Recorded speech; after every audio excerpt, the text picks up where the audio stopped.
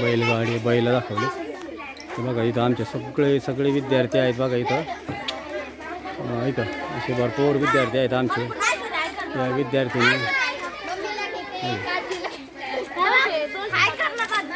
सगळे आवडते विद्यार्थी आमचे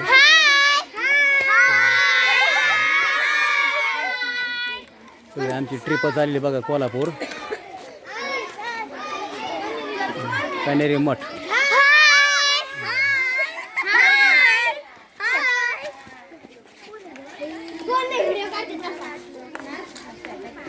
बघा या ठिकाणी बघा कसा नॅचरल सीन दाखवला आहे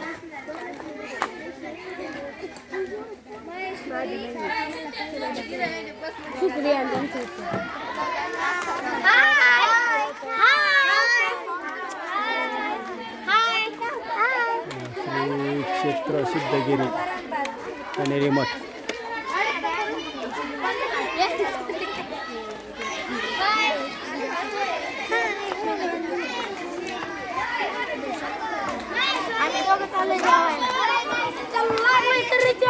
कोण रे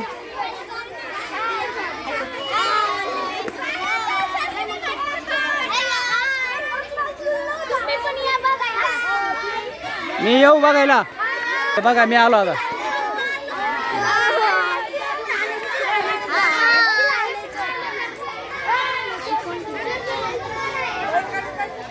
सगळे विद्यार्थी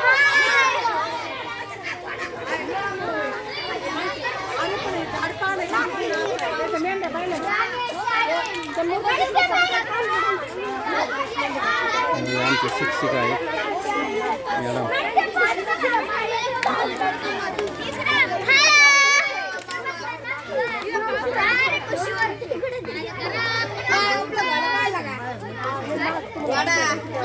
यूट्यूबला टाकणार बरं का मॅडम मी बरं हो यूट्यूबला हो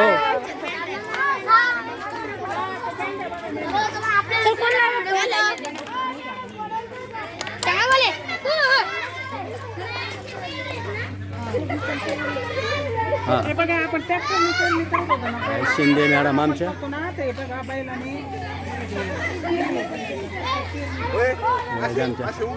शाळेचे मुख्याध्यापक निकम सर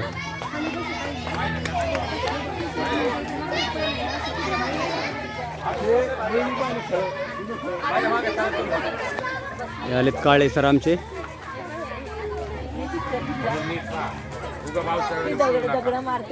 आमच्या शाळेचे कर्डिले सर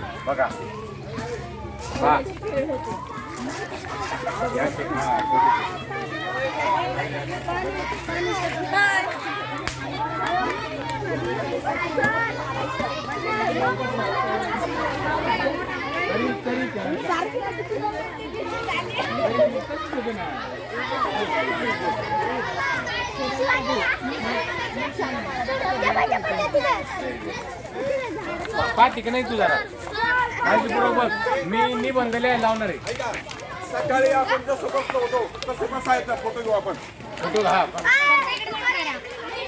इकडे तोंड करू चला चला रे बच्चा चला उंच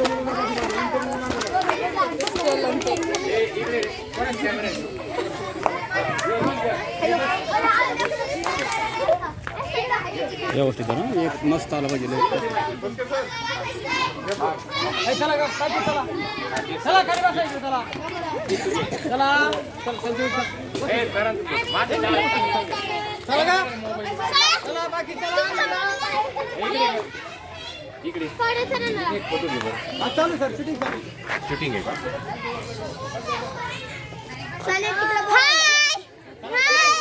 चला ना का तुझी शूटिंग आहे ना डायरेक्ट गायत्री कुठे शूटिंग आहे ना डायरेक्ट तुझ्या घरच्याला टाकू हा त्याच्यात तू बरोबर आता शूटिंग आहे ना डायरेक्ट पॉज केलं का ते फोटो चल इकडे याला का बस काय करा मुलं नाही ना चल निघा इकडे ए बोला चला बाकी इकडे निघा ना सुब्राम बस धरणार रे तुला व्हिडिओ कर घे सुब्रा एवढा फोटो बसा ना खाली बसा खाली तो पण बघा मी घेतो बसा कोणत्या ताकदीची माहिती आहे जरा? एका मुलाला एका मुलाला किती खर्च आला पाहिला ते सांगायचं. एका मुलाचं तिकीट 110 रुपये. लक्षात आलं का तुमच्या? त्याच्यामुळे उगाच भाव चढ आणि नुसते पळू नका, काळजीपूर्वक पाहून घ्या. हा ते गांभीर्याने घेत नाही. आता खेड्यामधली जी संस्कृती, ग्रामीण संस्कृती, आपण खेड्यातलेच आहे, पण आम्ही लहान होतो का आमच्या काळामध्ये अशी संस्कृती हो ट्रॅक्टरने आम्ही नांगरट करीत नव्हतो, बैलाने नांगरट चालायची, बैलानं कुळवणी चालायची, त्या बैलाचा वखर असायचा, बैलाचा राख असायचा. शेळ्या मी सुद्धा जनावर घेऊन जायचो तर असा म्हशीवर बसायचो. पण मी एक करायचो, म्हशीवर बसून स्पेलिंग पाठ करायचो. छोटं रीडर असायचं माझ्या खिशामध्ये, म्हैस गवत खायची मी तिच्या पाठीवर बसायचो आबाद बघा. आणि ही ती जुनी संस्कृती. म्हणजे आता आपण मशीन पाहतो, गहू करायचं असेल तर हार्वेस्टर लावतो, पण पहिलं खळं तसं नव्हते करायचे. सगळं धान्याचे गाडी बैलातून वाहून आणायचं आणि असं खळं तयार करायचं. खळं कसं तयार करायचं, पाणी मारायचं, बैल फिरवायचे, तुडवायचं, मग सडा टाकायचा आणि ते खळं तयार केलं का मग धान्य त्या ठिकाणी आणायचं आणि ते धान्य बैलाने तुडवून घ्यायचे, त्याला पात म्हणायचं. ते तुडवलं का ते दाणे मोकळे व्हायचे त्या कणसातले आणि मग वारं सुटलं का 3 पायाची अशी तिवा बनवला जायचा आणि त्याच्यावर असं वारं आलं का वाऱ्याच्या सोयीनं असं ओपनलं जायचं. बनग्या बाजूला जायचं आणि धान्य खाली पडायचं. त्या तिथं चित्र आहे बघायचं. आता आपल्याला रेडीमेड आहे, हार्वेस्टर लावलं का लगेच आपलं धान्य तयार होतं. पहिलं असं नव्हतं, फार कष्ट होतं. सगळ्यांनी मांडी घालून बसा. जे 2 पायावर बसल ना तो याला बसला समजू आपण. हा तेव्हा या ठिकाणचं प्रत्येक चित्र बघा. आता तुम्ही त्या गुहेतून आले, त्याच्यामध्ये प्राचीन ऋषीमुनी ते सुद्धा ऑपरेशन करत होते. हाडाचे सांगाडे तुम्ही पाहिले, टाके टाकीत होते. आपले ऋषीमुनी असे होते. तर तुम्ही काय केलं, त्या ठिकाणी नुसते एकमेकाला लोटीत पळत आले, बरोबर? तुम्ही काळजीपूर्वक ते पाहिलं. हा तर या ठिकाणी पहिलं पाणी काढणे विहीर असायची आणि अशा प्रकारचा राट असायचा पाण्याचा. आता आपण मोटर चालू करतो, लगेच पाणी आपण पाहिजे त्या मजल्यावर नेतो. पहिला असा राट होता, मोठ होती. मग ती मोठ आहे ना 2 बैल जोडायचे, अशी कातड्याची मोठ असायची. ते पाठीमागं बैल सारवले का ती मोठ भरली का परत बैल पुढं दाटायची आणि मग दांडात पाणी सोडून शेतामध्ये ते पाणी जायचं. पाणी मोठं दाखवलं बा. आणि तिकडे एक त्या ठिकाणी एक प्रसंग चित्र दाखवलं पाहते तुम्हाला. त्या ठिकाणी विहीर आहे आणि असं राट बनवलेलं असायचं चाक, आणि स्त्रिया काय करायच्या, त्या चाकावरून बादलीनं पाणी शेंदायचं आणि स्त्रियाच्या सगळ्या पाणी व्हायचं काम स्त्रियांकडे होते काम. तुम्ही बाबा आपण आता इथं थांबलोय ना, हे काय कशाचं चित्र आहे याची माहिती तुम्हाला सांगायची होती. तुम्ही घाई करू नका. पुढचं चित्र कशाचं आहे ती माहिती सांगायची होती. हा खेळ कोणता आहे ती माहिती सांगायची होती. त्यानंतर ते मेंढपाळ पा मेंढ धरणारे, हा तो एक प्रसंग आहे. म्हणजे मेंढपाळ कधी असं होतात, मग ते तसं एक चित्र तसं तयार केलं. त्याच्यामध्ये घोडं आहे पा, कुत्र आहे. ते घोडं कशासाठी असतं, घोडं कसं सामान्य येण्यासाठी, कुत्र कशासाठी असतं,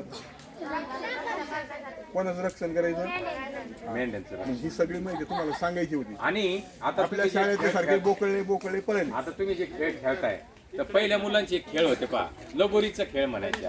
म्हणजे अशा दगडावर दगडात हा ते पहा तेव्हा त्या ठिकाणी मेंढ्यांमध्ये 2 येडके आहेत. ते येडक्यांचं जमतच नव्हतं, ते नुसते टकरी खेळायचे तेव्हा. आणि मग मेंढीपाळ आला का मग टोले टाकले का मग बाजूला जायचे. हा तेव्हा तुम्ही नीट पहा, मेंढ्या बिचारे काय करू राहिले, त्यांचं काम खायचं करू राहिले, पण ते बिचारे काय करते, हा तसं करायचं नाही. आपलं काम चालू असताना त्या येडक्यासारखं आपण वागायचं नाही. होते तसे. आणि हा जो खेळ आहे ना, ते पण हा जो खेळ आहे ना लगोरीचा खेळ, म्हणजे असे ठिकऱ्या ठेवायच्या आणि ज्याच्यावर डाव आला त्याने असा फेकून मारायचा आणि ते सगळे खडे पडले का मग त्याने काय करायचं, सगळ्यांनी पळायचं आणि त्यांना धरायचं. एक मुलगा तर असा आहे, त्याच्या पायाला लागलं तरी सुद्धा त्याच्या चेहरा हसले, तरी सुद्धा ते खेळ राहिला, त्याच्यात गुडघ्याला रक्त तरी ते रडतोय का, तो रडतोय का. आता आपली गायत्री कुठे, गायत्रीचं पोट दुखत होतं, पण जेव्हा तिला गुहेमध्ये आणलं मग तिचं पोटच दुखायचं थांबलं. हा लगेच पोट दुखायचं. पहा हसू राहिल्या तसं तो मुलगा आहे पहा त्याला लागलं तरी ही गायत्री. त्याचा आनंद किती महत्वाचा. आणि आपण काय खेळ खेळतो काय नुसतं एकमेकांचं.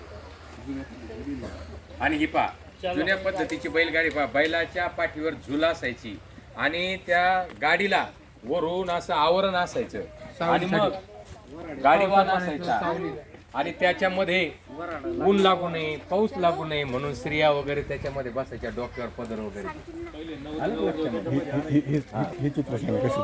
आणि आता हे जे चित्र आहे कुठं जर तुम्ही गेले यात्रेला वगैरे बाजारला गेले तर सावलीच्या ठिकाणी थांबून सगळेजण अशा प्रकारचं जेवण घ्यायचे. आता हे अलीकडचं जे चित्र आहे तो मुलगा त्याच्या आई वडिलांना काहीतरी तो गाणं वगैरे म्हणतो. नाही शाळेत काय शिकवलं तुझं? हा ते विचारून राहिले का तुझ्या स्तरांनी आज काय शिकवलं. फक्त आहे ना तुम्ही आता अजून तर लय पाहिजे आताशी तुम्ही 25% पाहिलं.